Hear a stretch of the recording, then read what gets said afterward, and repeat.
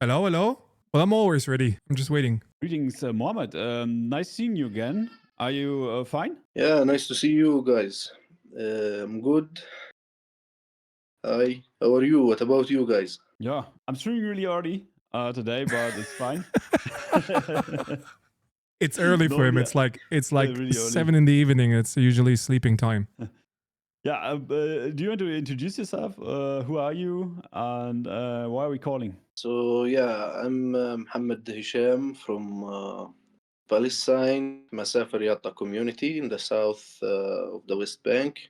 I'm a Palestinian journalist, activist, and a human rights defender in my community and in the West Bank in general. Yeah, I'm here actually. I choose really to speak through your side. Again, I want really to thank you for hosting me to say such an important thing about the situation in general, about what is going on. So I really would like to talk tonight about just four important points, which is the ceasefire, the peace in the Middle East agreement that Donald Trump made with the Arab leaders, the situation in the West Bank, and the double standards that it's happening to us as Palestinians, and the things that it's happening for us Palestinians journalists from the Western journalism and from the Israeli side. Mm-hmm. So yeah, as a journalist and an activist and the son of this land and a person who lived all of his entire life here in the community of Masafer Yatta, facing the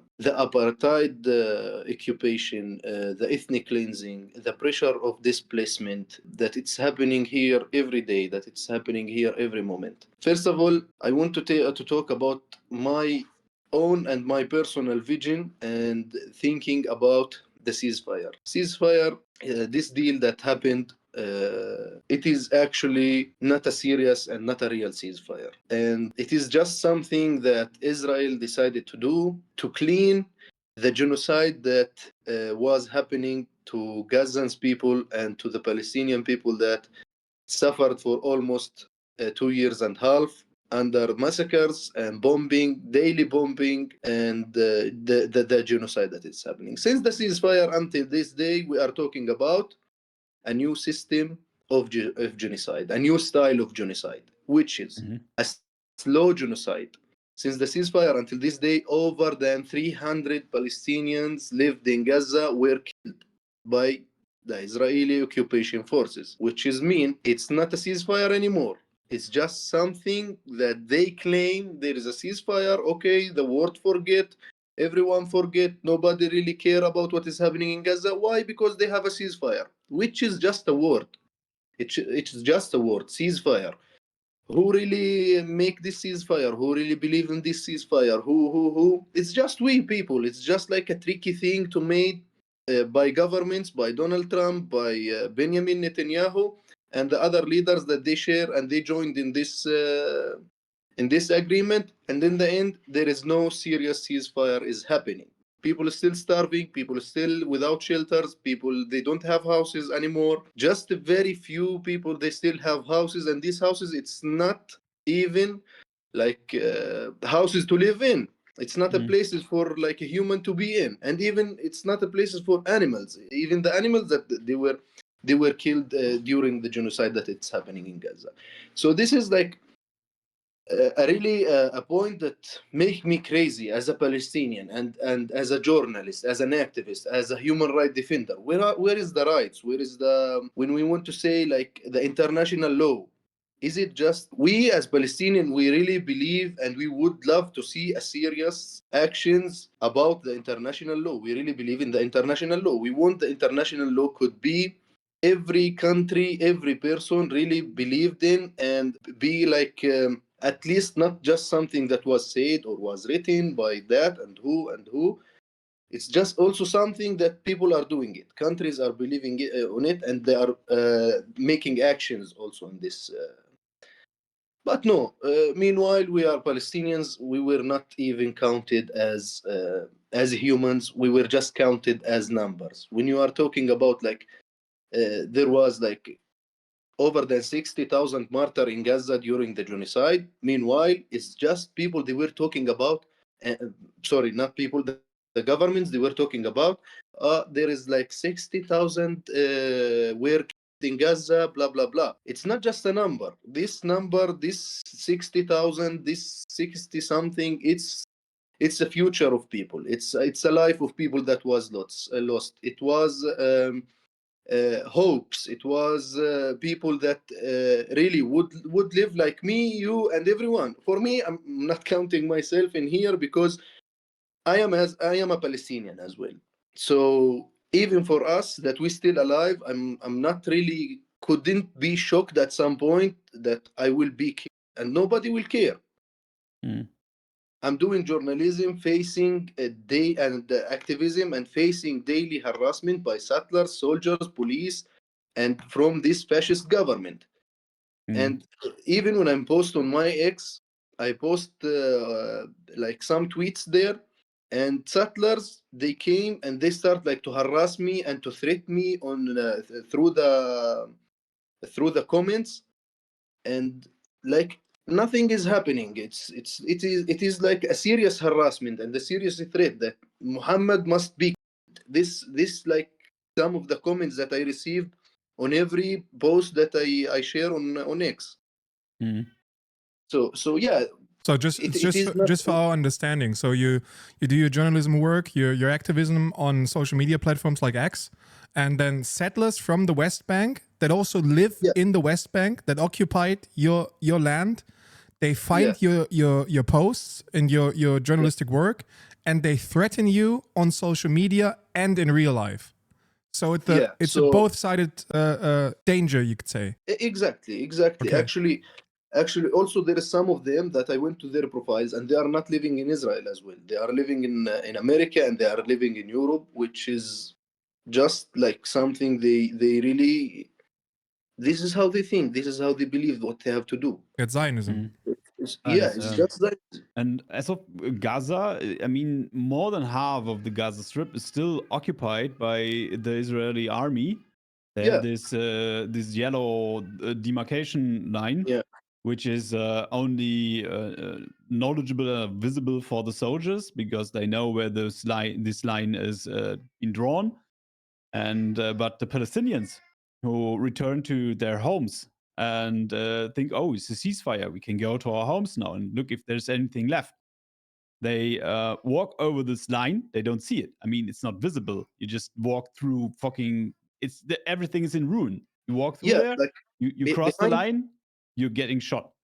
Exactly, behind the line, if we really focused, like behind the line there is like places and houses for Palestinians that they used to live there, but now these people they are not allowed to be like behind this line.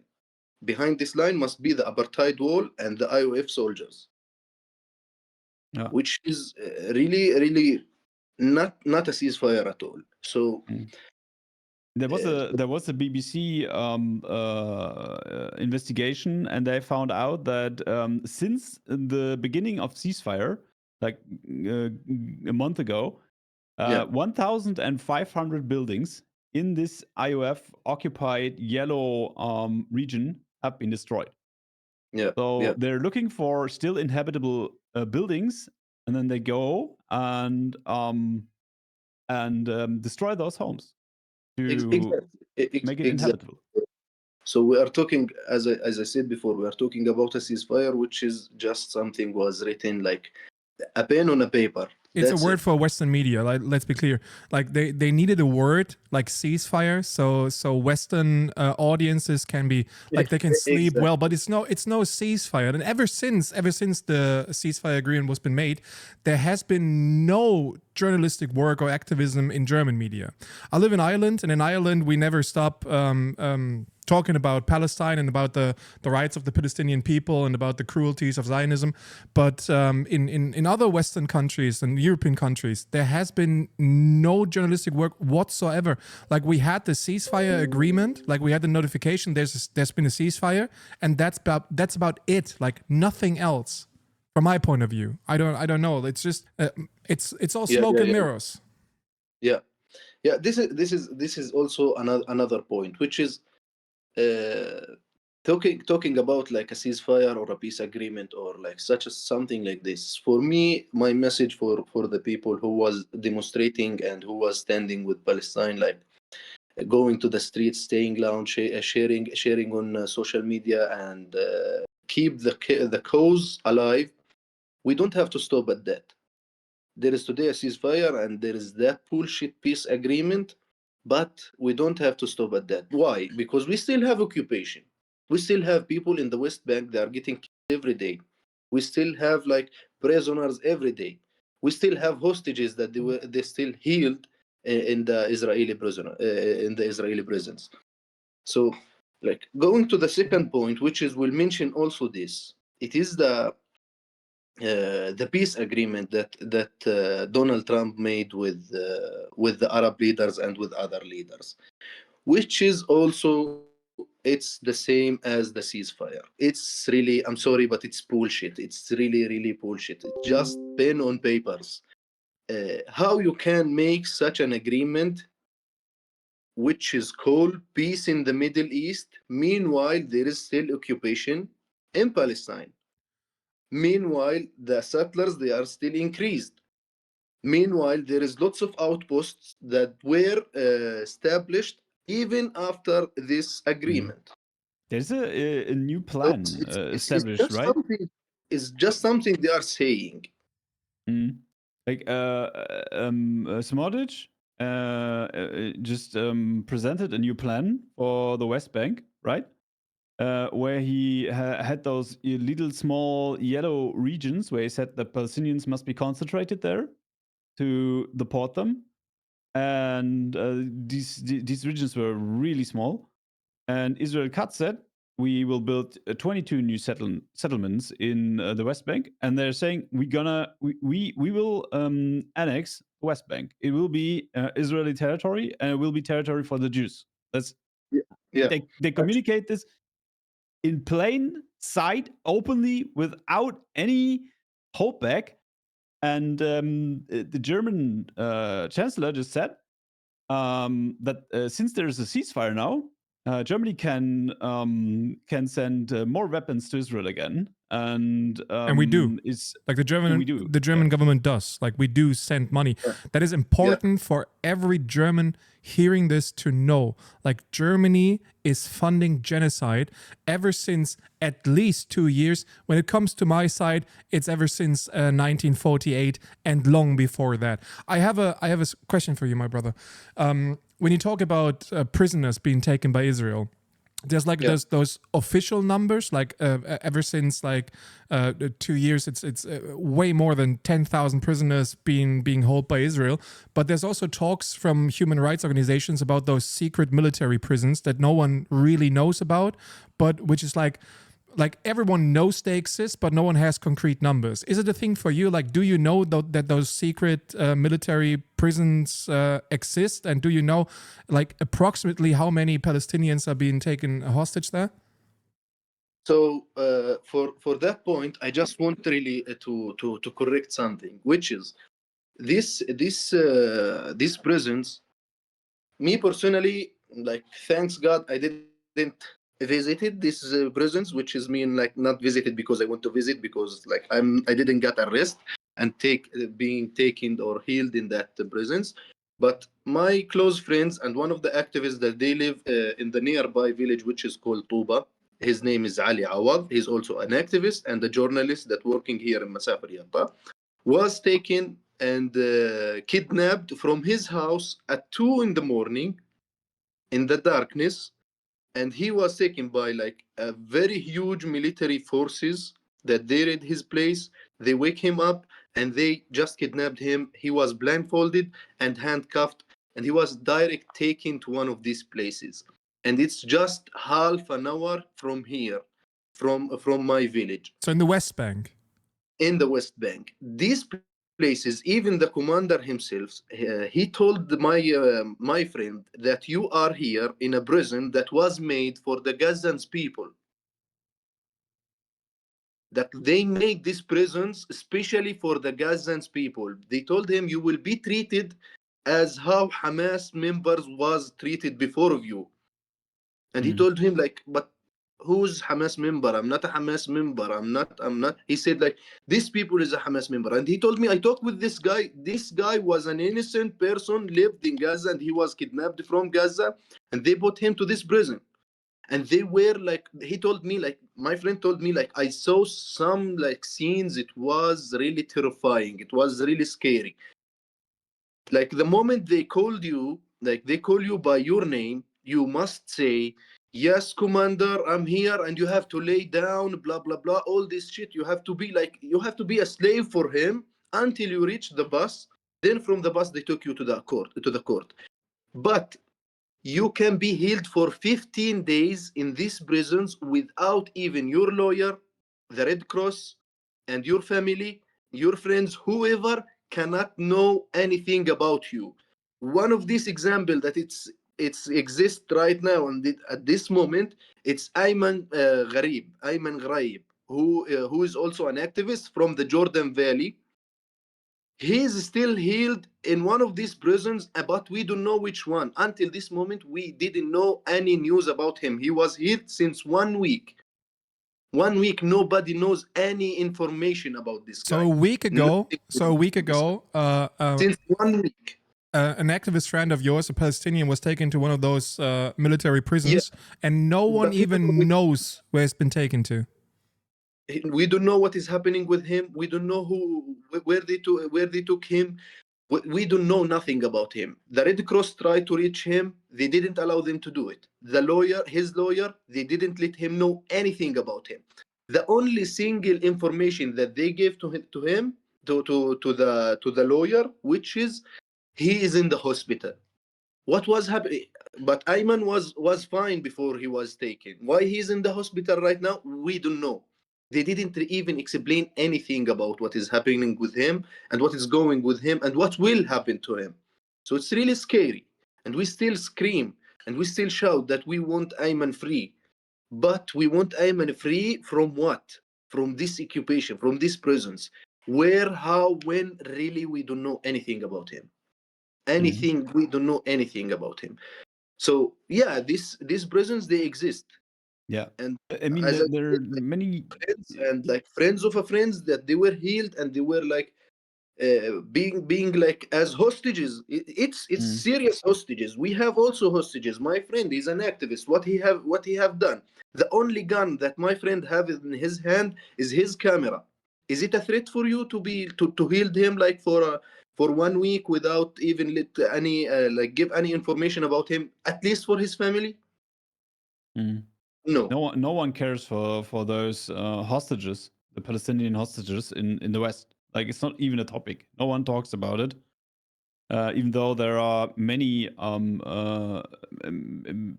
like whistleblowers, Israeli whistleblowers, and also Palestinian people who talk about what is happening in those black sites. Namely, there's happening torture and mistreatment, sexual mistreatment, and so on. I mean, there was a video leaked by the military prosecutor of Israel, Yeah. who is now being imprisoned as well because Yeah. she leaked the video. And now Exactly. And the video is not the problem, right? The problem is that the military prosecutor of Israel leaked this video, which allegedly shows a mass and mistreatment of Palestinian prisoners. That's what only Yeah. a few people in Germany even understand. Like, I made a video a couple of months ago because all we ever talk about is the hostages, like the bring them home movement, which is like very big in Western countries. Like we always, like, we fought for 2 years for the Israeli hostages to be taken home. And no one even talked about a single word about the Palestinian hostages, which are not only way more, but hold under way worse conditions from my knowledge. Like, there's over 10,000 Palestinians at this moment being held hostage by the Israeli government, by the fascist government of Israel, and no one even talks about it. It's like you're not even human beings for us. It's just disgusting. Yeah, actually, for me, I said it and I will keep saying it. For me personally, I'm not really. I wish that governments will make something serious for us Palestinians and for Palestine. I wish. But how we can really wait from governments that support Israel with guns, with money, with all these stuffs, and meanwhile they are going on the media condemn what was happening in Gaza Strip. But you are part of this genocide. You support them with money. You support them with guns, and not just the genocide that it's happening in Gaza. It's not something small what was happening in Gaza and what is still happening in Gaza. Meanwhile, don't forget that we still have occupation here in the West Bank. We still have a threat. We still have the settlers. We still have new outposts. We still have the olive harvest as Palestinian. Instead of being a season of joy and a season of gathering the whole family and the whole friends together to pick the olive tree and to take care about this land, to take care about these trees, we were being attacked in this season. So instead of being a season of joy, it's a bloody season. Like lots of videos was published on social media for old women that they were beaten by young settlers, was supported by the Israeli occupation forces. And when we want to say that they was supported or protected, we don't mean that we are the threat. That's why they come there and they support them. We are in our land. We just want to pick olives. We want to take care of about this land, and we take our olives, we take our stuffs, and we go. But meanwhile, they didn't even allow us to pick these olives. Meanwhile, these settlers, after the soldiers kick out the Palestinians, or after the settlers attack the Palestinians inside during the olive harvest, the settlers themselves, they came and they start to pick these olives. So they even steal the olives. They even steal the land. They didn't even lift anything. They don't want to keep like one single like thing that could say this is Palestinian. They were sharing posters actually the last few months until this day, posters, and they put it on the streets. So when Palestinians or foreign people, Western people, like Americans, whoever from around the world, Israelis, Zionists, leftists, whoever who passed from there, these posters was saying no future in Palestine. This was put, the settlers, they put this. I mean, And for Netanyahu me, says the same, right? yeah, for me, it's my first time I agree with the settlers. There is no future in Palestine. You know why? Because we have them. We have these settlers. For sure, there will not be a serious future. Meanwhile, we have occupation. If we want a future, a real future, and a life with a dignity, it will be without them. It will be without the occupation. Like we don't have a future because of the occupation, because of these settlers, because of this threat, because of these attacks. I have a question. The UN just reported that violence in the West Bank reached an all-time high. Do you also in Masafayata see a difference in the like level of violence compared to past times? So yeah, the situation doesn't really change. Same attacks, same settlers, same thing. Instead of that, it got increased, and it got more violent. Like just 2 days ago, we were just chilling here until we received a call from a family was calling for help. What is happening? There was tens of settlers, and also this I share it on my social media accounts, and X itself, they hide this post, and they said like it's something sensitive, nobody can see it. Like these settlers, they came and they attacked the family, and two of the families, the father and one of the sons, was really injured very, very, very hard. One of them has a broken head, and the other one a broken hand. Meanwhile, the settlers, they just left the village. After they destroy this family, they left to their outposts, moving freely as nothing is happening. So yeah, these attacks, it was, and this is still, and it's going on. And yeah, actually, I just saw this. I would love really to share this with you. I'm actually in a room where there is like lots of images and pictures from the past, also from today. This is this picture. This is our beloved friend Auda Hadalin, who was killed in the village of al Khair. He worked in the documentation No Other Land, right? He is an activist and he's a reporter. He's a human rights defender. He was an independent journalist. He was one of the community leaders that really every day and every moment was giving like support to his family and to his to his people in the community. Auda Hadalin was shot by one of the Israeli settlers called Yonon Levy. Yonon Levy is a settler that has been facing sanctions from 8 countries around the world until the President Trump came on the chair, and it started to be it got seven countries sanctioned him. This is one of the biggest loss for us in the community, and one of the most saddest things that happened to us. And it was not only Auda. There was also another guy from the village of Rakiz called Harun Abu Aram. He was shot by a soldier on his chest, on his neck, sorry, and he suffered for 2 years while he was hospitalized and under like the hospital caring. But in the end, we lost Harun Abu Aram as well. So Harun Abu Aram was killed before the 7th of October. Auda Hadalin was killed after the 7th of October. So for who really think that things that start since the 7th of October, no. We have the occupation since the 48. Our people is getting killed before the 7th of October and after the 7th of October. What got really changed, it's one thing. Attacks, people getting killed, prisoners, and stealing more land, and the fear of displacement got increased more than before the 7th of October.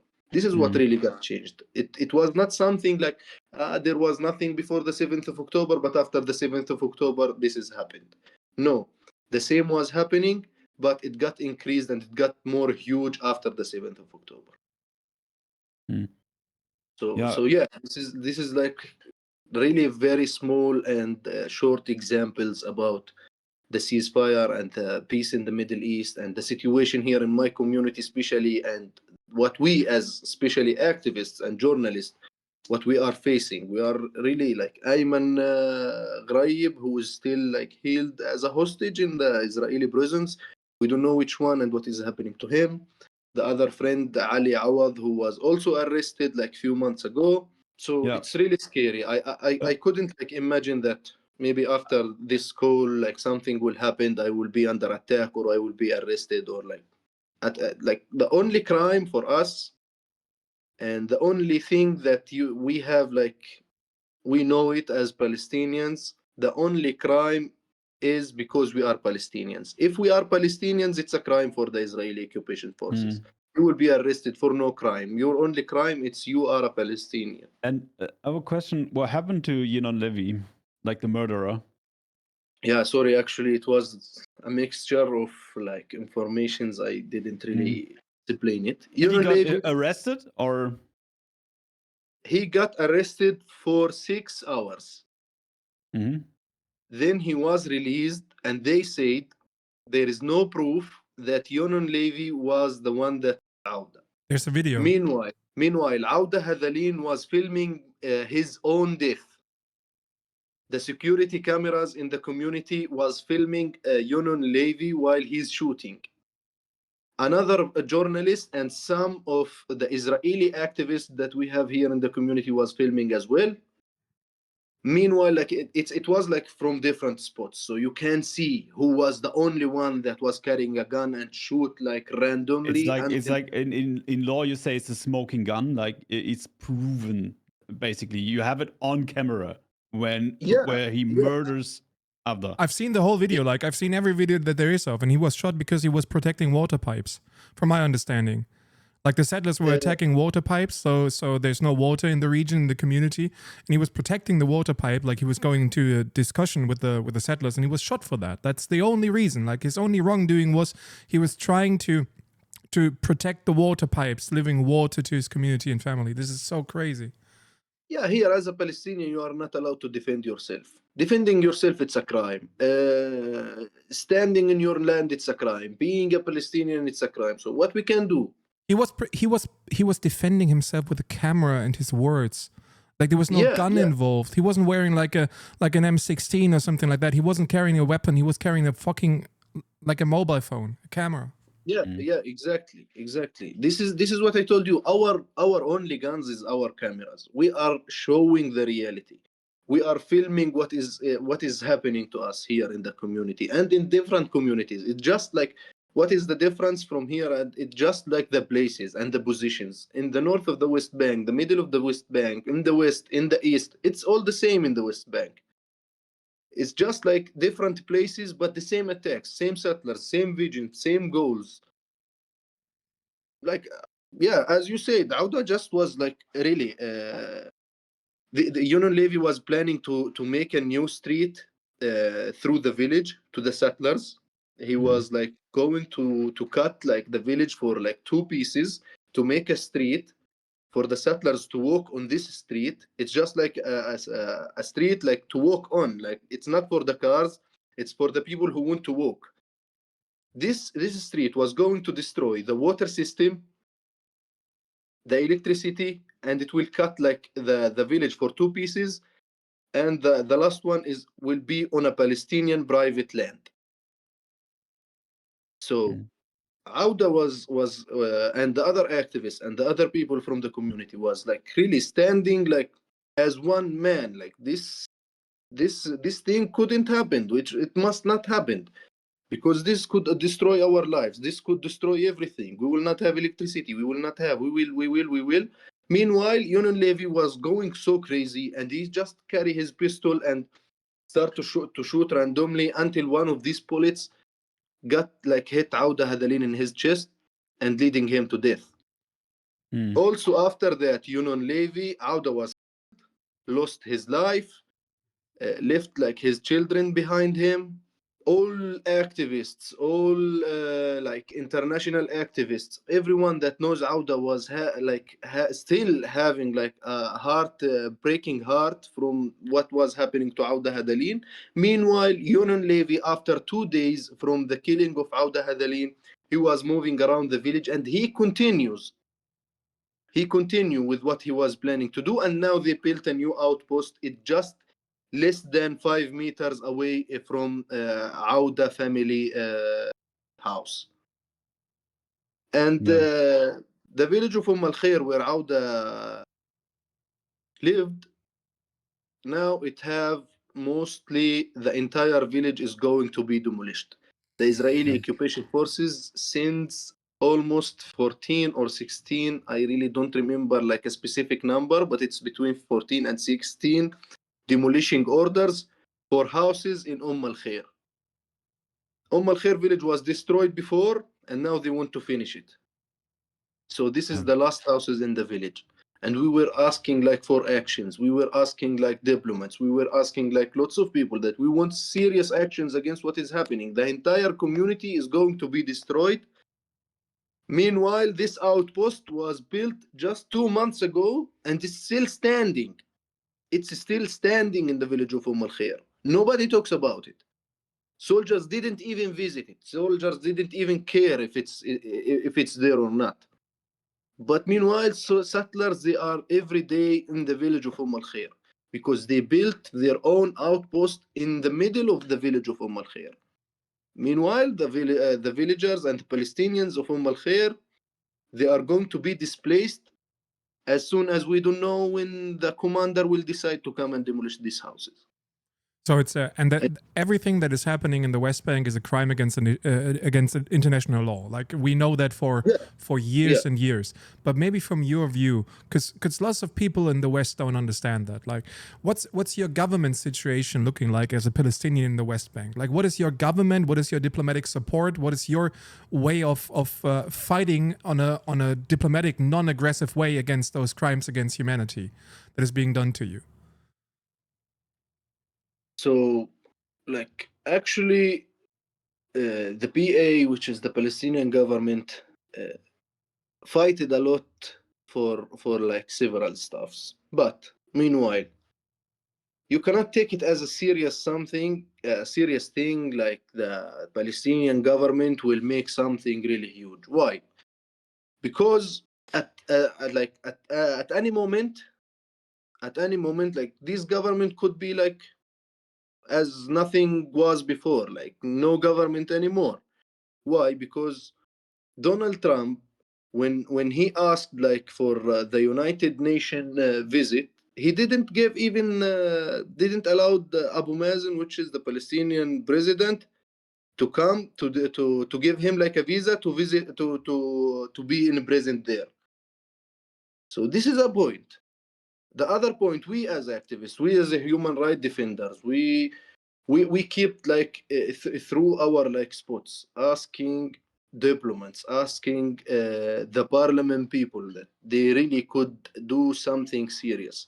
One of like the biggest sites and the important people that we have now in the community, my cousin Basil Adara, who won the Oscar after his documentary No Other Land.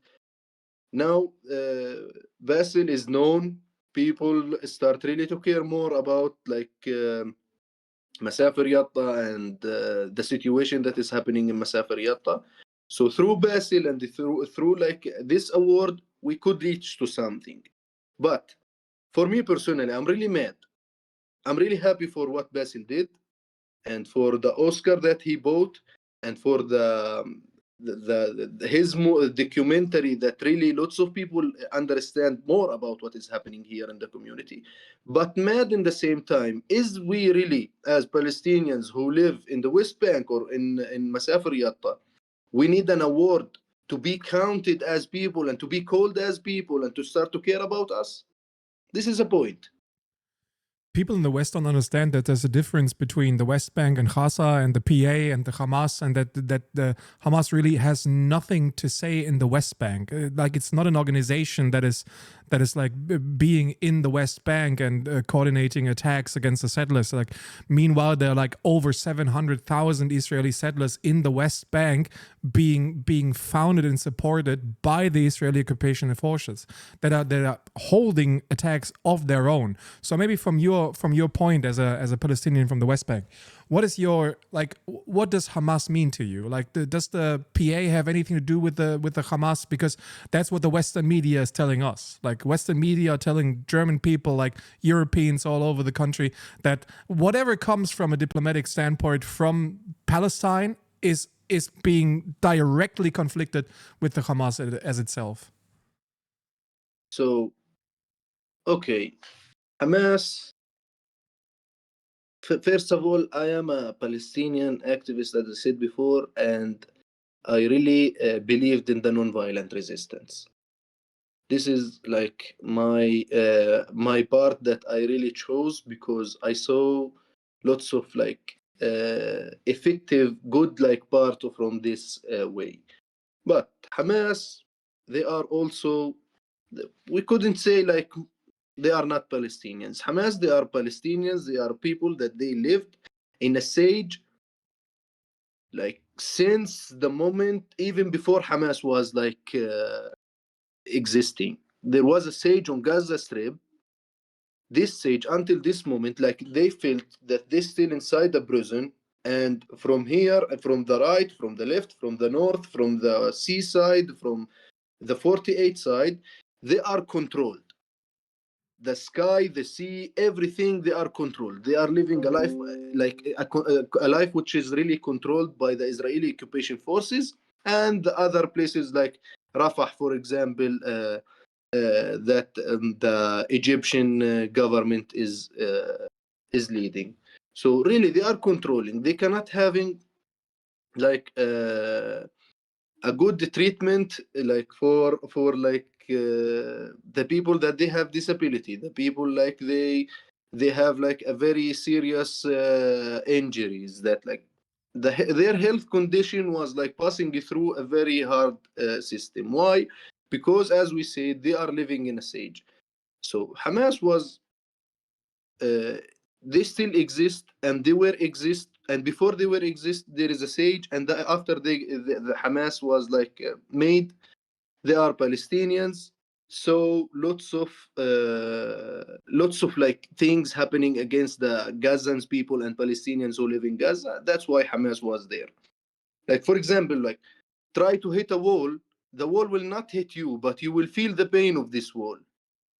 It's the same that was happening with Hamas. Pressure after pressure after pressure after pressure on the Gazans people. After the Gazans people themselves, the Palestinians, they were living all this threat and all this life under the occupation.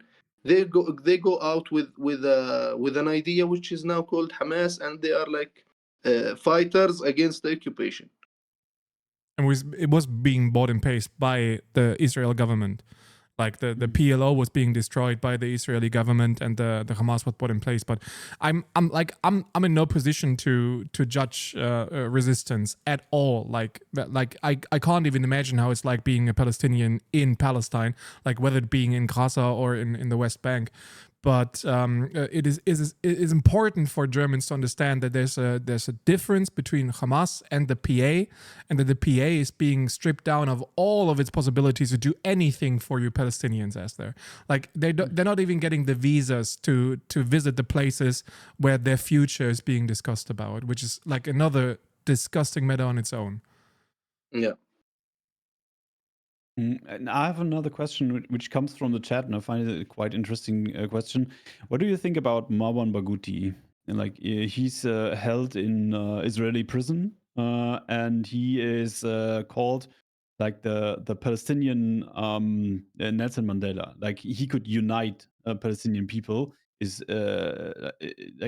often something that is said about him. What is your opinion about Marwan Barghouti?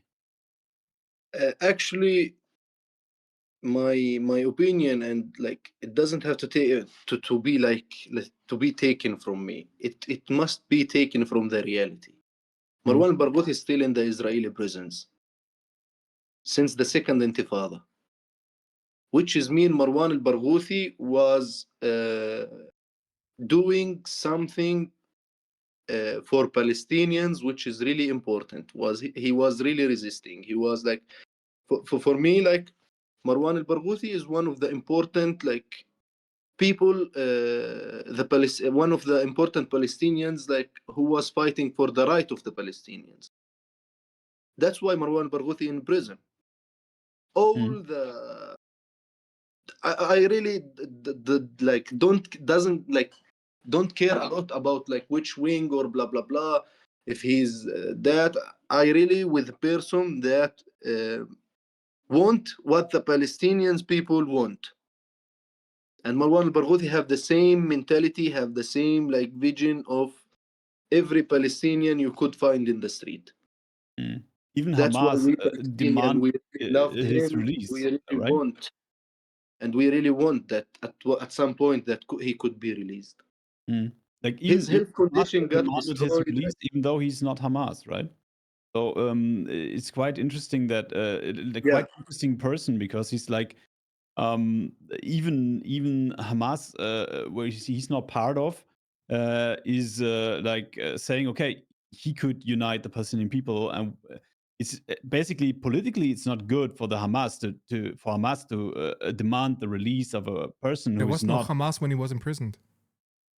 Yeah, but they demanded his release in these peace In this negotiations agreement, with America, and Israel denied it. They said, no, Marwan Barghouti, like Itamar Ben Gvir personally went to his cell and told him, "You will never get released." And yeah.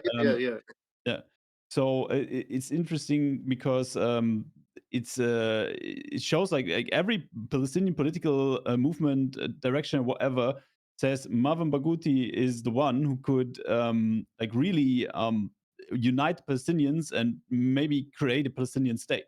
And that is the one thing that Israel wants to prevent, right? Yeah, exactly. Yeah. So what I mean, when it comes to the violence in West Bank, I have the feeling that Western media is just trying to ignore it even harder now, because everyone wants to ride this wave of we have the ceasefire now. Israel is now on the good side of things again, and so on. Like Western media, like even the murder after Hadarin was not a topic in Western media, even though he was like it can't be a bigger scandal, right? He was unarmed. The murder was filmed from various cameras. Like we have the smoking gun, and the murderer was released shortly after. Yeah, and there were even reports that the nurse who tried to save others' life was deported. And this is a big scandal, and it is in plain sight. It's not something you have to discuss or something. It's not like you have to guess if it happens or if it happened or not. We know it happened. And even and he got an Academy Award. Like he was in the United States and got the biggest film prize there is in the Western world. And still we don't care. We just ignore it completely. So it's what do you think about that? What makes this with your like when you see how Western media I reports said about before, West and it's one of like the double standards, yani. And this is like I don't know, like I told you before, does we really need like such an award like an Oscar and to catch it, blah blah blah, and then getting filmed from different medias and to be shared everywhere to like to care about us as Palestinians.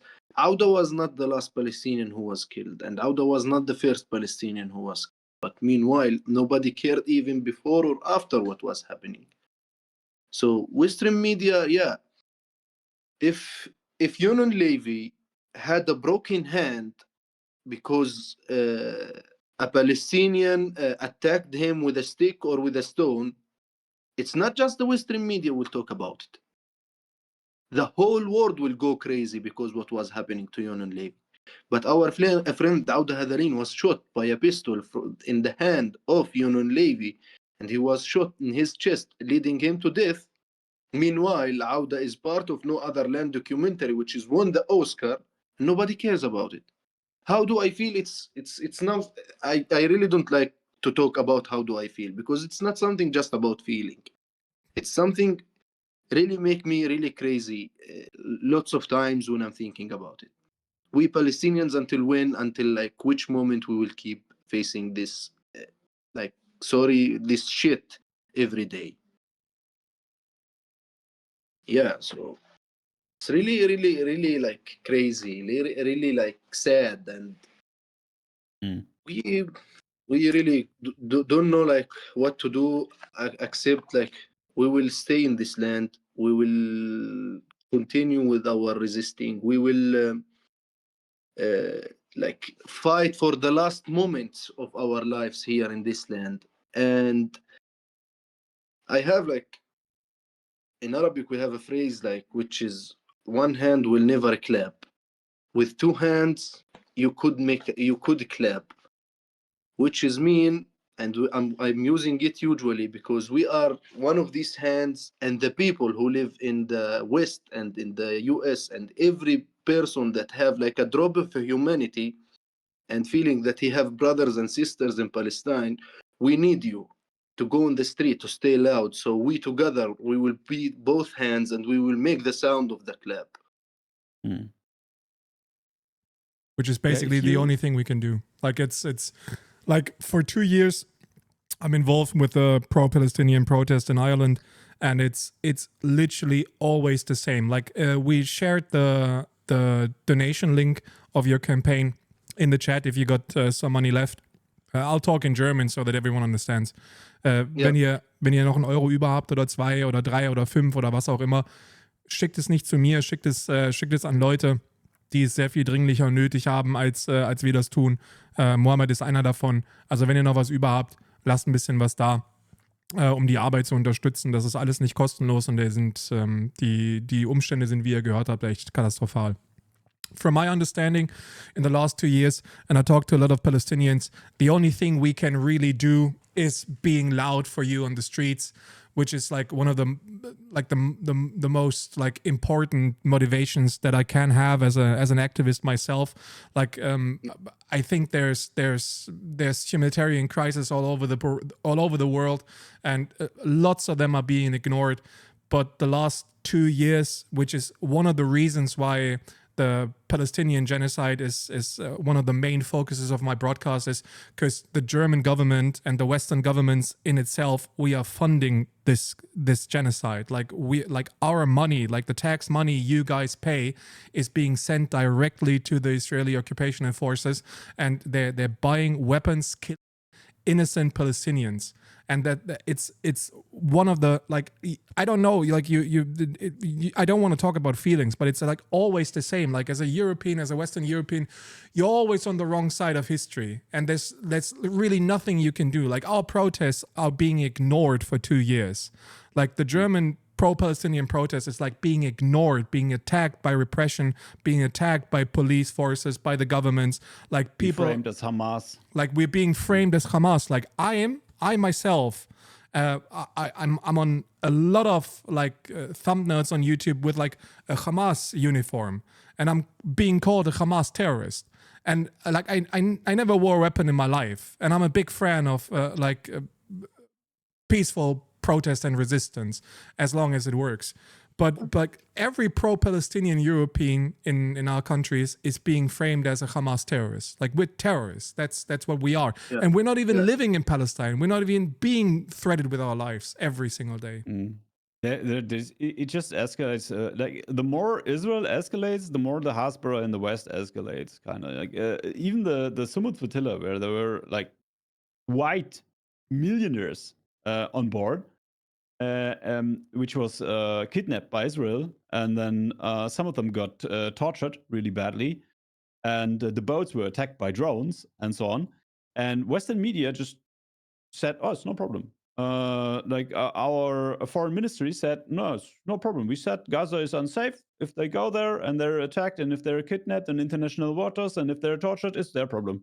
Like they don't really they all the values they always claim to have are immediately thrown overboard as soon as it goes if it goes about Palestine, right? Yeah. Also, in the other hand, like really we watched that. We Palestinians, we saw what was happening on the streets in every country for who was going in a protest pro-Palestine, and we are really happy from what was happening, and we are really sorry from like what was happening against these people. But meanwhile, if it was really effective, it was really important, it was something really huge.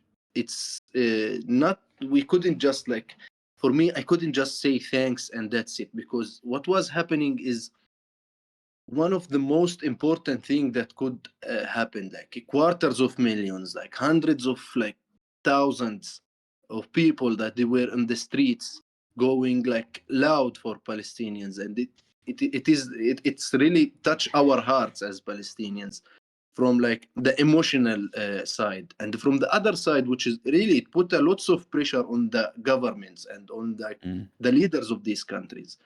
I think I don't know if you agree with me, but I think the most pressure ever put on a government was the general strike in Italy, right? They millions of people stopped working in solidarity with Palestine. Yeah, I do agree. Well, Ireland stopped funding the like we were in place for the World Coordination for Military Spendings. So like the European Union, they always choose like different countries to do like different organizations or fundings, and Ireland was in place to do the military fundings, and thousands of Irish people were protesting that we don't want to have nothing to do with it, and we stopped the European Union military funding coordination because we threatened to attack the government, which is like one of the biggest pressures Ireland governments ever faced. And it's an easy task because like the whole, like all of Ireland is like pro-Palestine. The same people that took your land took Ireland in 1916, and it's literally the same people that took Palestine took Ireland. 100 years ago, and but the rest of Europe is just like, I'm so disappointed with like white people all over the place. You can't imagine. Like I'm so disappointed. Because like for like we do entertainment. Like it's what we do is like entertainment. Like the Twitch and the YouTube streaming. Like we do a lot of politics, but in general, all other people doing like Twitch and YouTube, they only do entertainment. For 2 years, there's a handful of people, like only a handful of people, calling it a genocide. Let alone being like loud for Palestinian voices. They play like Minecraft and they play video games and they talk about all this like unimportant shit. And no one even wants to talk about the case, which is so frustrating because like our voices are so loud. Like there's thousands of people listening to our voices and being like brought to the right direction. We could use a loud voice to pressure the governments all over the place, and we're just simply not doing it. And I'm still not in the place where I can find a reason for it. I just can't. Money. That's why I really love the work that you are doing, guys.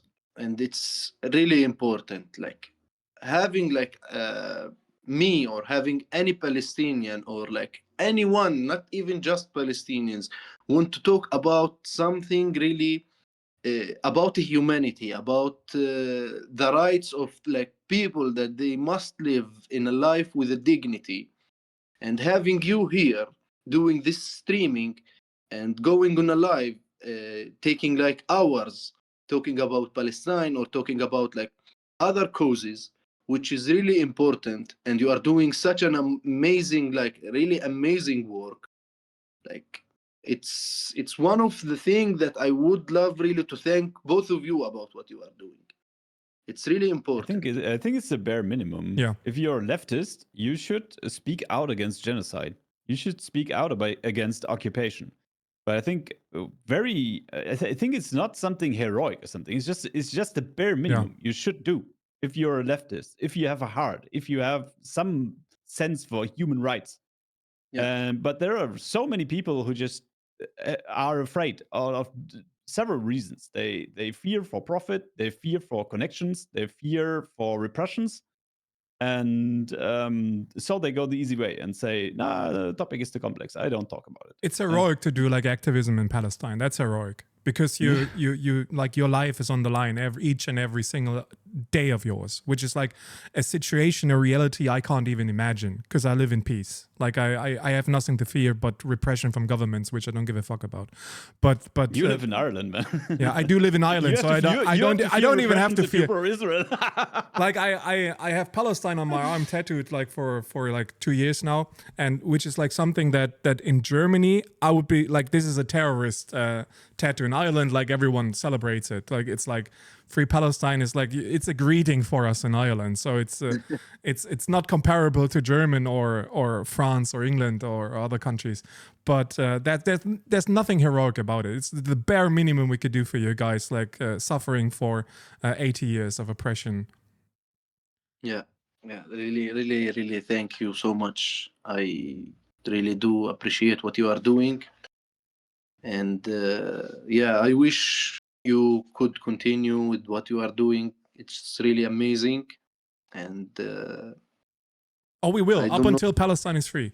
Like there's one Palestinian state, there's one Palestinian land, and like that's a promise I can give you, and each and every single one that is listening to the broadcast of ours, like we won't be silent up until Palestine is free. That is like one. Thank you like so if much. we and thank you for your work. Yeah, we have to thank you for your work. And we will link on the video on YouTube below. There are the links for Mohammed's crowdfunding project. Also the social media channels like the X account, and we will link the Instagram. If you have any others, just give them to us, and we will link them below so people can follow you and see your work and see how you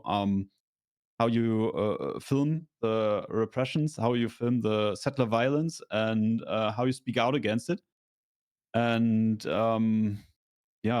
it's You want that to you, or you mean later? Sorry, I didn't understand. You want that I send you the links, or you mean you already linked it? We already linked it. Yeah, I think we Yeah. already linked it, and you have to understand, like the people listening to it, you have to understand that like doing journalistic work and activism work in Palestine is so important because no one gives them their voice. Like they have to use their own voice, their own cameras, their own activistic work to bring the pictures that in best case go around the world and show people that Palestinians are human beings, which is like the bare minimum we can all do, like accept Palestinians as human beings just as we are. And at the moment the world realizes that Palestinians are human beings just as we are, that's the moment the occupation is going to stop, because that's the moment where politics stop and where humanity takes over, which is so important. That's the most important thing that can happen. We have to realize, and you don't understand how important it is to accept Palestinians as human beings. They're not terrorists, they're not animals, they're human beings. Just as I am, just as you are. There's no difference whatsoever at all. Yeah. And Israel killed, since October the 7th, 3 Palestinian journalists per week. That's almost one journalist every second day. And that is what is the reality. Yeah. So Yeah, people as I must be said aware of it. before, was a journalist, was not a terrorist, was not a person was carrying like his gun and moving around. Auda was just a journalist, as any journalist like me, like the others here. And he was one of the people that was like involved like lots of in different parts in the No Other Land documentary, the award winner documentary, which is mean Auda like have a very like beautiful like history in activism and journalism. Meanwhile, Auda was shot by this settler, and the settler was free, and Auda he's like was leaded by death because of that settler. So Yeah. here, like this is the example from my community, and like This kind of violence would never be accepted if the international community would recognize Palestinians as human beings. Also, just that you know, we don't use the terrorism phrase. Like terrorism is an empty phrase. If, from my understanding, from my view, from my definition of terroristic act, from terrorism, like the settlers are terrorists.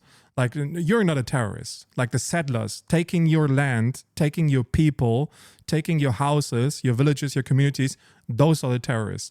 Terrorists from a Western perspective is like we decide who's a terrorist and who's a resistance fighter. That's why there's no definition. There's no definition about terrorism, because if there would be a definition, like if this is fulfilled, like these criteria are fulfilled, then it's terrorism.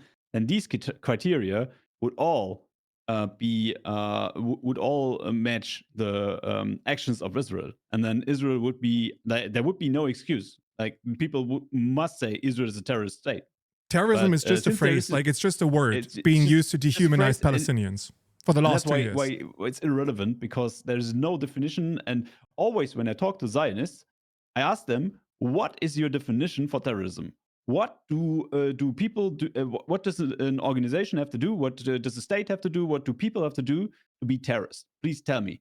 And they never do, because they always know that if they give those criteria, they will match the actions of Israel.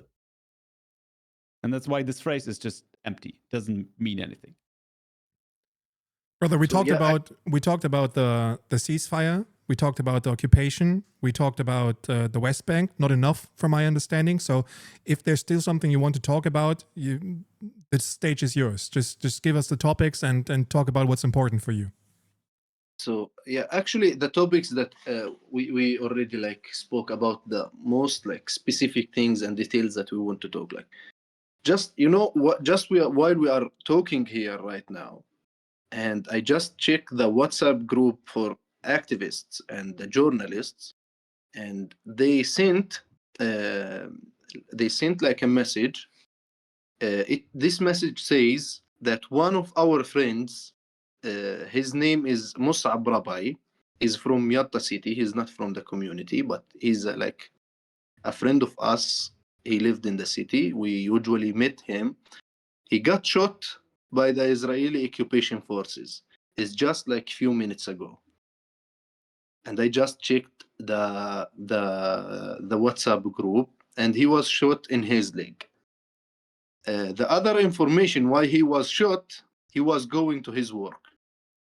In the way of his work, Mus'ab was shot in his leg. And there was another news under this, that there is an accident in the nearby village between a settler and a Palestinian. And until this until 10 minutes ago, we thought it's just an accident with cars, but in the end it was a settler was hitting this car on purpose. The police, they came, they took the Palestinian car and they arrest the Palestinian driver. Meanwhile, the settler who was doing that, he's still in the place of and he's waiting his insurance as nothing is happening. It's So, an everyday experience, right? this is It's our- not the This is how it's exception. And it's Israeli police, right? It's the Israeli police, yeah, for sure. It's the Israeli police. They came and they took the Palestinian car and they arrest the Palestinian driver.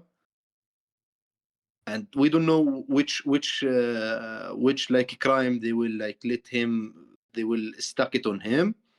Meanwhile, the settler, I just all that I just received it like 10 minutes ago. And so it's just that while we are talking about the situation, and while we are talking what is happening to Palestinians here or in Gaza, this is what is happening for us as Palestinians. This information just happened while we are talking. So imagine in 24 hours what could happen. Yeah.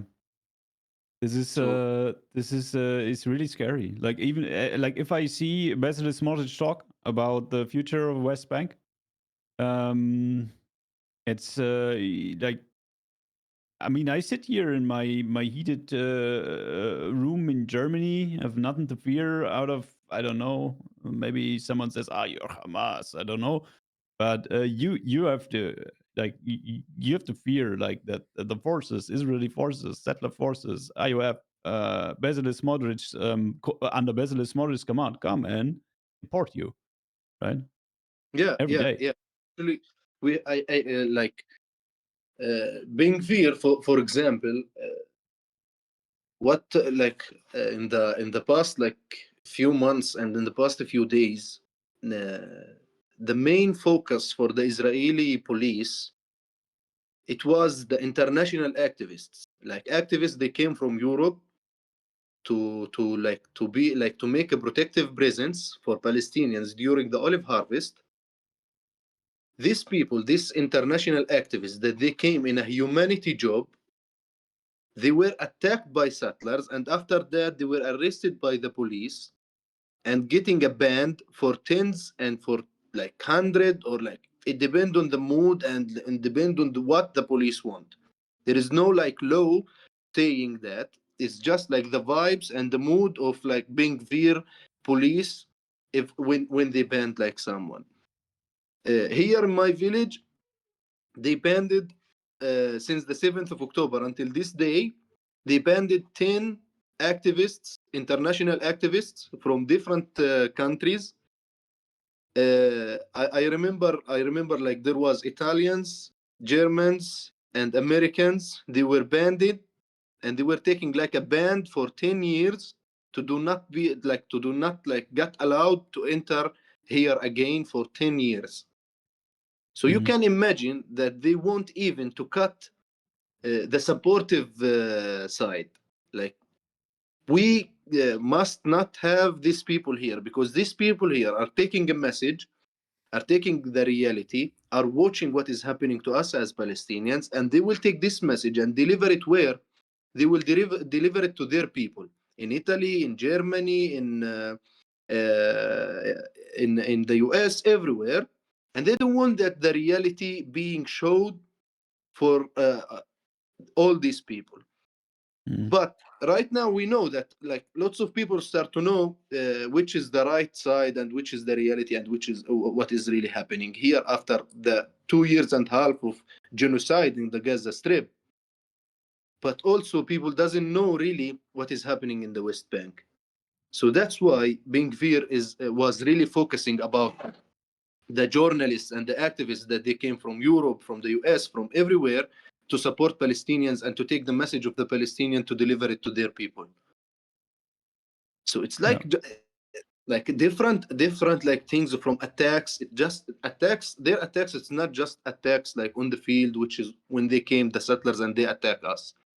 It's also attacks on the social media, attacks on the ground, attacks like on the foreign people, on the international solidarity movements, on the international activists, journalists, everyone. Like they attack everyone to do not even let us as Palestinians think that at one point we will have a life as any person in this world. There are many Palestinian journalists who recorded some last words because they knew that Israel will come for them and kill them. So in case of their deaths, those last words should be broadcasted. Did you also took such measures, or what do you think about that?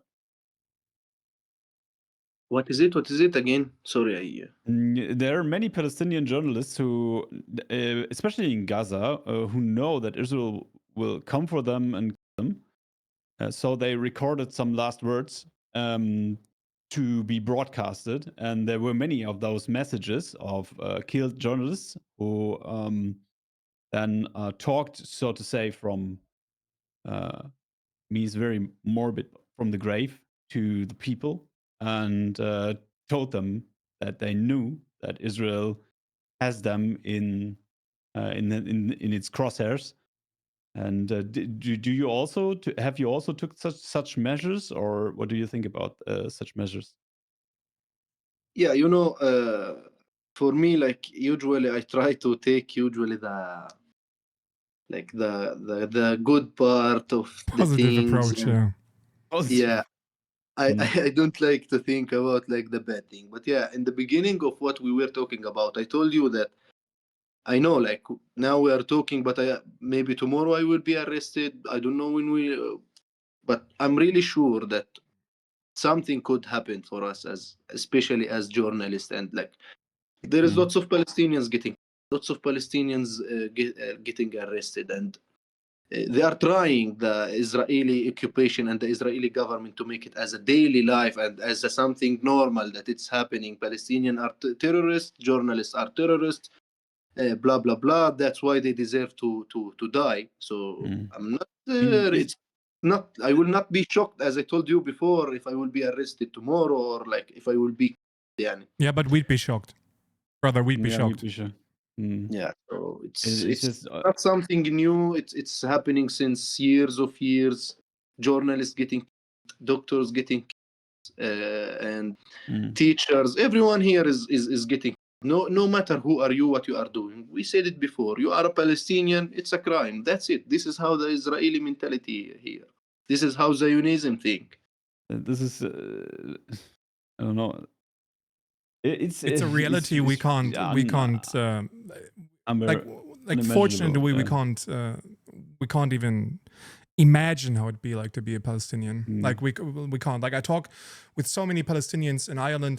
We have lots of Palestinians here that flew like 20, 30 years ago. Like their families flew like 40 years ago, and they're always like I can't imagine how it's like being a Palestinian in Palestine. And every single one I talked with about, they want to come back. Like that's one thing that every Palestinian I ever talked about always tells me. They do want to come back. They're born in Ireland. They're born in countries that are not Palestine, but they're being born with the wish to come back, because that's their land. Yeah. That's their home. That's their people.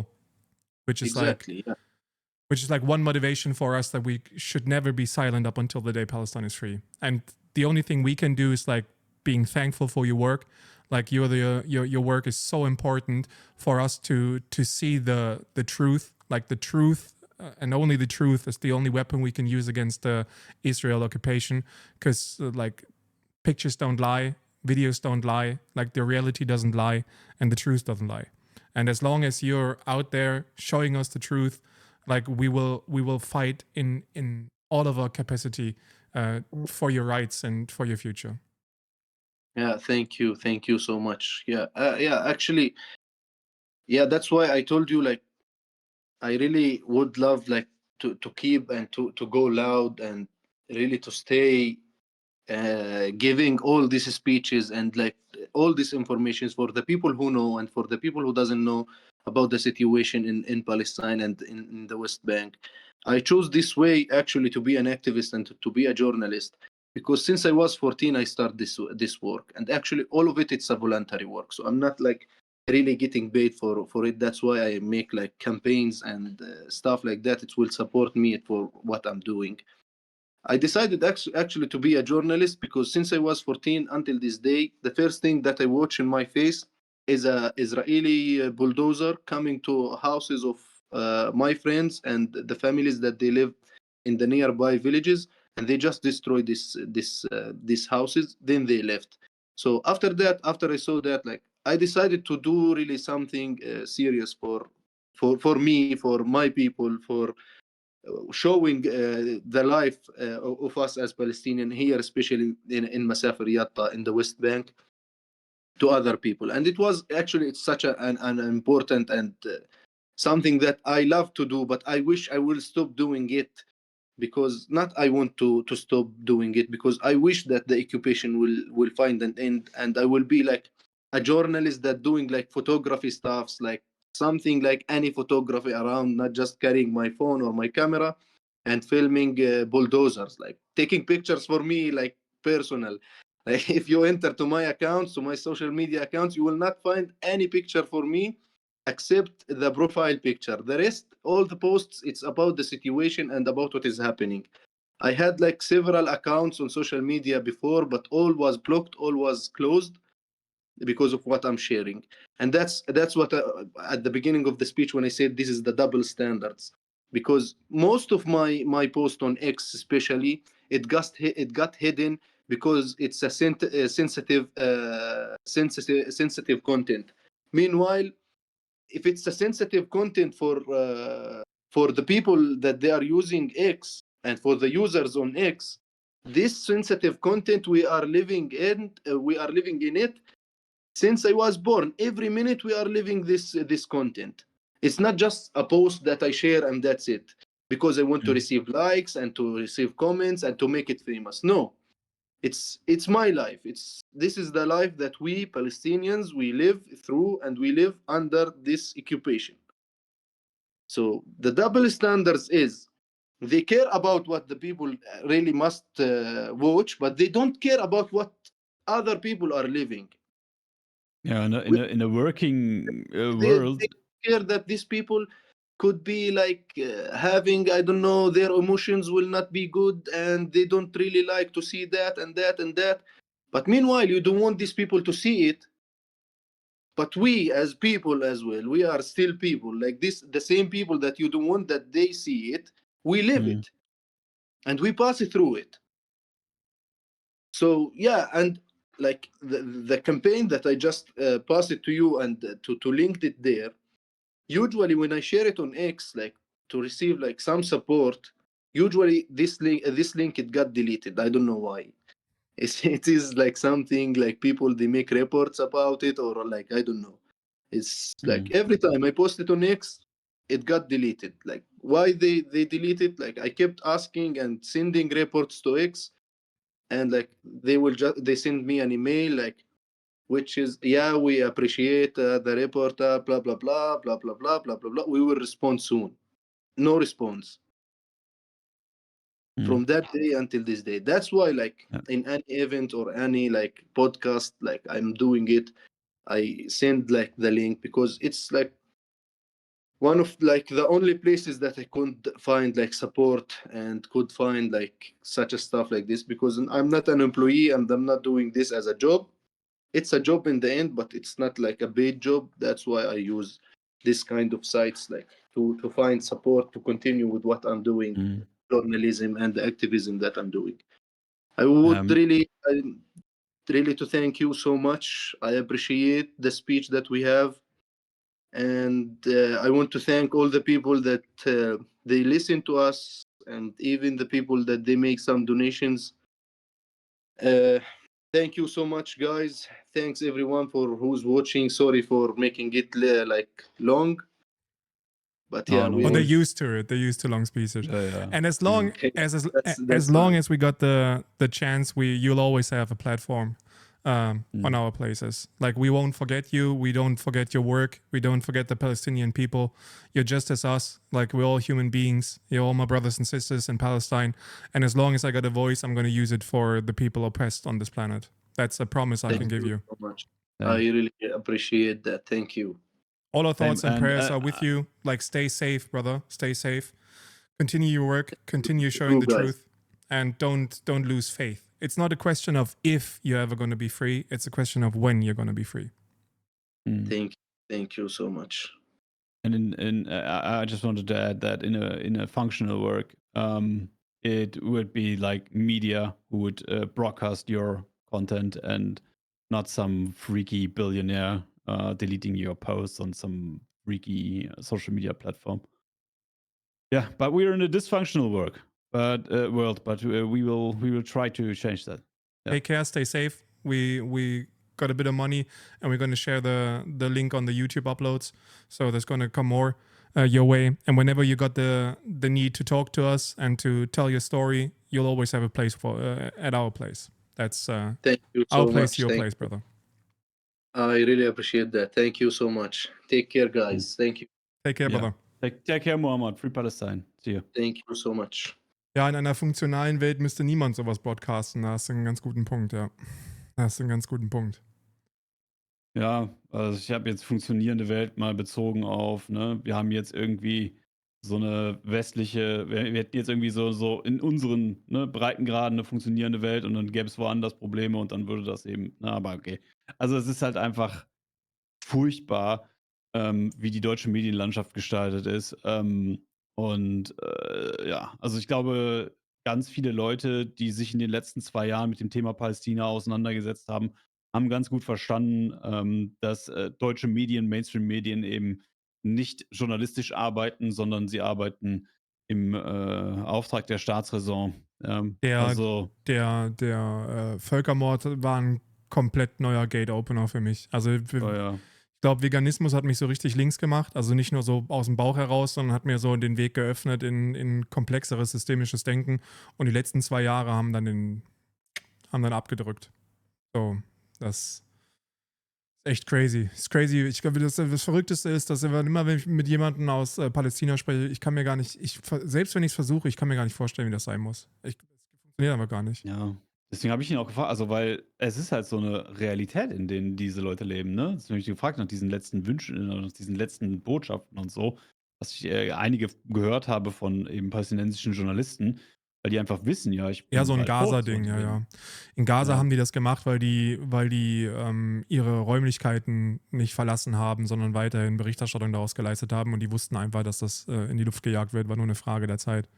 Und, Ja. aber es ist insgesamt einfach fucking unvorstellbar. Es ist komplett unvorstellbar und es ist wirklich ein Armutszeugnis für unsere gesamte Gesellschaft, dass so 2 fucking linke Dullis mit ihren kleinen Twitch-Accounts in der Lage sind, Leute aus Palästina sprechen zu lassen und sämtliche anderen Medien das gekonnt ignorieren. Das ist wirklich so, es ist ein Armutszeugnis, ist nichts anderes als ein Armutszeugnis, dass wirklich dämliche Dulli-Accounts ohne Reichweite das machen. Und dass ihr die einzigen seid, die sowas hören. Das ist verrückt. Das hat nichts mit Können zu tun, das hat was mit Wollen zu tun. Ja. Ja, also es gibt ja immer so dieses, ja, es werden ja keine Journalisten nach Gaza reingelassen, also Nein. können wir ja gar nicht berichten. Es gibt zum Beispiel Al Jazeera, macht jeden Tag Live-Schalten nach Gaza. Jeden Tag Live-Schalten nach Gaza-Stadt, nach Rafah. Die machen Live-Schalten, da steht, wird gebroadcastet in 4K. Du brauchst ja letztlich nur einen Satellitenlink, irgendein Handy und fertig. So, sie könnten, wenn die wollten. Ist auch schwer, diese Absurdität, die da passiert, für uns zu begreifen. Du musst das gar nicht vollständig begreifen. Darum geht es gar nicht. So, es geht nur darum, dass du dich nicht, derzeit soll eine Normalität geschaffen werden. Man möchte, dass das, was derzeit dort passiert, für uns als normal akzeptiert wird. Das ist das, was man möchte. Das ist die Aufgabe unserer Staatsräson derzeit. Der deutsche Staat und ganz viele andere westliche Staaten haben derzeit eine Aufgabe und da machen alle Medien mit, alles, was derzeit dort passiert, was die letzten 2 Stunden von Mohammed berichtet worden sind, soll von uns als normal bewertet werden. Warum? Weil dann geht niemand mehr auf die Straßen. Wenn wir uns damit abfinden, dass das, was den Palästinensern angetan wird, normal ist, dann geht keiner mehr protestieren. Dann übt keiner mehr Druck Wenn auf. Völkermord normal ist, dann gibt es eigentlich gar keine Grenzen mehr. Ja. Ja. Ja. Curry, ich kann das nachvollziehen. Ich habe das auch. Ich hatte auch den Gedanken am Anfang, dass die Strippenzieher und Profiteure eine gerechte Strafe erhalten. Mittlerweile ist mir die Bestrafung der Leute überhaupt gar nicht mehr. Also ich habe mit so vielen Palästinensern gesprochen, die allesamt keine Rache in sich tragen.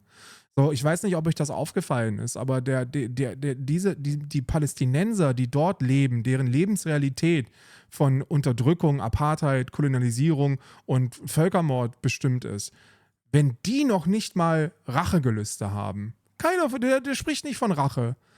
Der hasst auch Israelis nicht. Der spricht auch nicht von den Israelis, die böse sind. Beim letzten Talk, den wir hatten, hat er gesagt, nein, Mann, ich habe gute Beziehungen zu Israelis. Das ist scheißegal, ob das Israelis sind oder nicht. Die wünschen sich einfach nur einen palästinensischen Staat, in der alle Menschen dort in Frieden und Freiheit miteinander leben und existieren können. Die wünschen sich ein Ende ihres Leids, ihrer Besetzung, ihrer Apartheid, ihrer Kolonialisierung. Die hassen nicht Israelis, die hassen nicht Juden, die Palästinenser hassen nicht Juden, sondern die hassen Besatzung. So. Und dazu haben sie jedes gottverdammte Recht. Ja. Ich hasse Kolonialherrschaft, Imperialismus, Apartheid, Völkermord. Das sind die Dinge, die ich hasse. Ja. Nicht Israelis. Und erst recht nicht Juden. Ich hasse die Ideologie, die dahinter steckt. Und das ist der moderne Zionismus. Ja. Eine wirklich kranke Ideologie.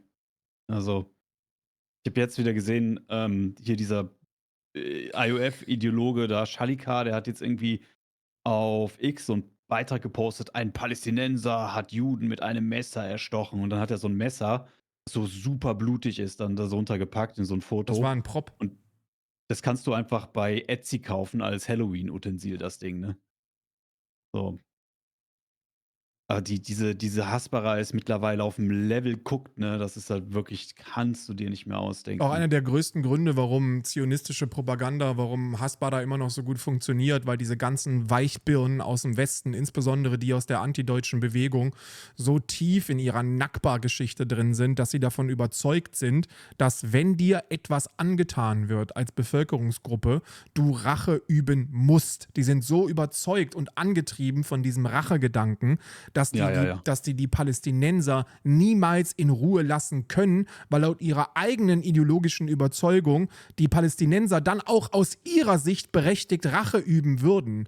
Deswegen labern die ganze Zeit davon, wenn wir keinen Krieg gegen die Palästinenser führen, wenn wir die nicht vertreiben und ausrotten, dann tun sie das den Juden an. Das ist so tief verankert in deren ideologischer Überzeugung, dass du das auch nicht aus denen rauskommst und da nicht gegen ankommst. Meanwhile, jeder Palästinenser, mit dem ich gesprochen habe, der gibt einen Fick auf Rache. Das ist dem scheißegal.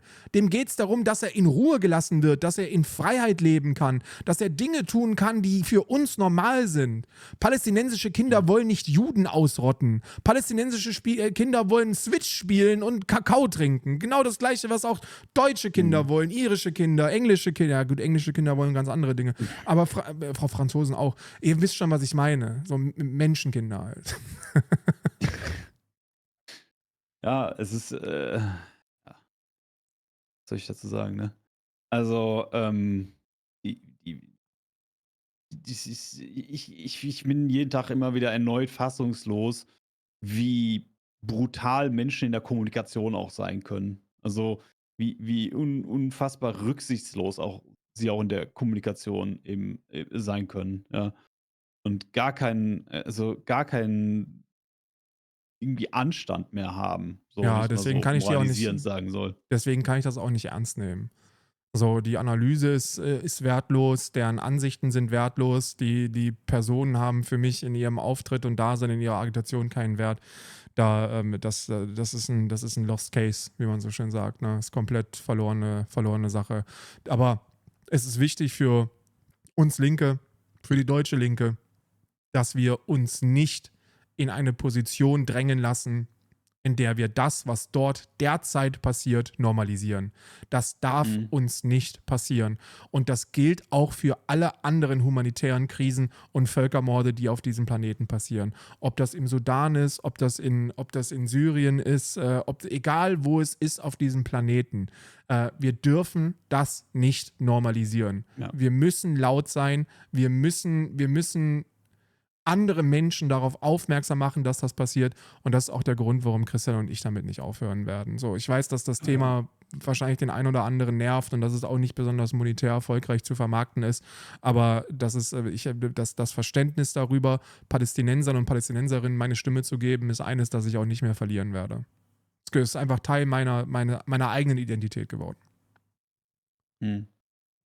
Ist es auch. Also es ist, wer denn sonst? Also macht ja sonst keiner. Ne? Also es ist ja leider so. Ja, selbst wenn es alle anderen machen würden, würde ich es immer noch machen. Und Ja, ja. und es ist auch nicht zu spät für alle anderen, auch damit anzufangen. Ich bin niemand, der das gatekeepen will. Also du auch Würde ich nicht. auch nicht. Du auch nicht. So, Nee. das ist kein Vorwurf dir Nee. gegenüber. Aber das ist auch für alle anderen so. Jeder, der Ja, also das würde ich auch nicht. Würde auch nicht sagen, so, ach, jetzt plötzlich oder was. Sowas, sondern also das Einzige, wenn es zu spät ist. Ne? Also wenn jetzt sozusagen irgendwie die Palästinenser alle ethnisch gesäubert worden sind, dann gibt es irgendwann so ein IGH-Urteil und dann stellen sich die Leute plötzlich hin und sagen dann, wenn es dann Mainstream ist und wenn es dann gewollt ist und wenn es dann gewünscht ist und wenn es in den Erlaubnisstrukturen dann da ist, stellen sie sich hin und sagen, oh ja, das ist aber eine schlimme Geschichte und so weiter. Und da war ich ja auch immer dagegen und so. Die werde ich outcallen, ne? Aber so, wenn sich Leute jetzt hinstellen und sagen, so, ich fange jetzt an, für die Palästinenser laut zu sein, würde ich mich jetzt nicht hinstellen und sagen, so, ja, jetzt plötzlich oder was. Ne? nee. Mir scheißegal, auch wenn es irgendwann wenn es monetäre Anreize gibt und die das deswegen machen, ist mir auch alles scheißegal, fangt nur an. Darum geht's. Fangt an, werdet laut, weil das ist das Einzige, was wir Palästinensern und Palästinenserinnen geben können. Das ist wirklich, das ist, ob ihr das glaubt oder nicht, aber, und wie gesagt, so weder Christian noch ich fühlen uns hier als irgendwelche Helden, what so fucking ever. So, man fühlt sich wie Scheiße, wenn man das macht. Man fühlt sich wie ein Haufen Müll. Ne? So, das ist die Erkenntnis darüber, wie die westliche Welt, die westliche Hegemonialmacht mit diesem Völkermord umgeht und mit vielen anderen humanitären Krisen und Völkermorden, ist deprimierend und ernüchternd und beschämend. Aber wir müssen weitermachen. Wir müssen weitermachen, weil das deren Benzin ist. Das ist deren Treibstoff. So, jeder Palästinenser, jede Palästinenserin, die sieht, dass so ein paar Kalkleisten wie wir laut für die sind, ihre Bühne nutzen, ist Motivation für sie weiterzumachen. Und die brauchen die. Wir brauchen die nicht. Ja, das ist. Ja. Doch, aufgeben ist eine Option. Aufgeben ist für uns absolut eine Option. Für die Palästinenser ist es keine Option. Es werden halt auch wieder viele, ne, also die PDL übrigens hat jetzt heute den Rausschmiss von Ramzi Kilani bestätigt. Ja. Und das ist halt auch wieder eine große Niederlage für die pro-palästinensische Bewegung, aber auf der anderen Seite auch eine Chance, weil jetzt viele Genossen innerhalb der PDL halt gemerkt haben, ne, wie das Establishment drauf ist und dass dann auch einfach Genossen aus der Partei geworfen werden. Eine weitere Genossin von mir wird auch aus der Partei geworfen in Thüringen derzeit. Die kenne ich von TikTok. Die hat vor 2 Jahren oder so angefangen, auf Videos von mir TikTok-Tänze zu machen. Das fand ich mega witzig. Und ist auch schwer politisiert. Ich habe den Namen vergessen. Irgendwas mit CH, glaube ich. Genau, was mir schreibt. Ne? Heute den Rausschmiss bestätigen und morgen dann Werbung mit Mamdani machen. Ne? Morgen dann da stehen und sagen, my name is Mamdani und so blöd da rumtanzen und dann am anderen Tag Ramzi Kelani rausschmeißen. Das ist verrückt, ne? Also. Ja, ich weiß nicht, ob sie Chiara heißt, aber auf TikTok heißt die Chia Marx und die macht derzeit auch einen Parteirauswurf durch in Thüringen, weil sie bedingungslos Kommunistin ist. Das muss man einfach so sagen. Ist sie die, wo Bodo Ramelow drüber geredet hat? Ja. Die zeigt mir immer Kinder von toten Palästinenserkindern. Ich Das weiß ist nicht, Hamas-Scheiße. ich weiß nicht, ob sie das ist, weil da gibt es ja mit Sicherheit andere Genossen und Genossinnen, die das auch tun. Aber sie gehört auf jeden Fall zu den Thüringer Genossinnen, die ich als kommunistische Schwester bezeichnen würde und die damit natürlich auch bedingungslos antiimperialistisch ist und aus der Partei geworfen wird, weil sie das ist.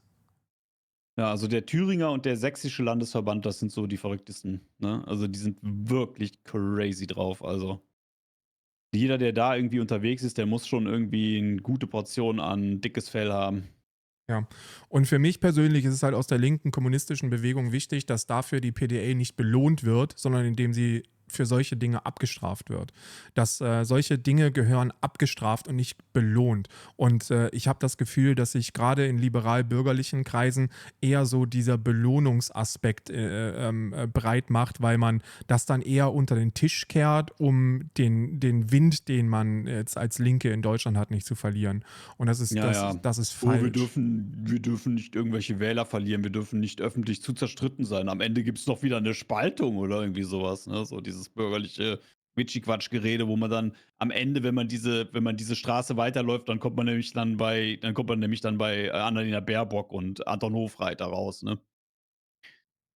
Naja, Ja. weiß ich nicht, ob man die Straße unbedingt weiter runterlaufen will, aber muss dann jeder für sich selbst entscheiden. Ich halte es für einen absoluten Fiebertraum, ne? Die Leute, die da so hingehen und dann versuchen, so Appeasement zu machen und zu sagen, ja, wir müssen aber uns auf Stimmenfang ausrichten und wir müssen irgendwie Crowdpleaser sein und wir müssen alle zufriedenstellen und wir müssen irgendwie, Ja, macht keine das Ahnung, ruhig. Wenn ihr so. auf der Straße unterwegs sein wollt, dann seid weiterhin auf der Straße unterwegs, aber mich findet ihr ja nicht.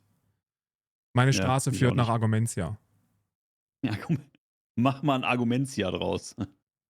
Ja.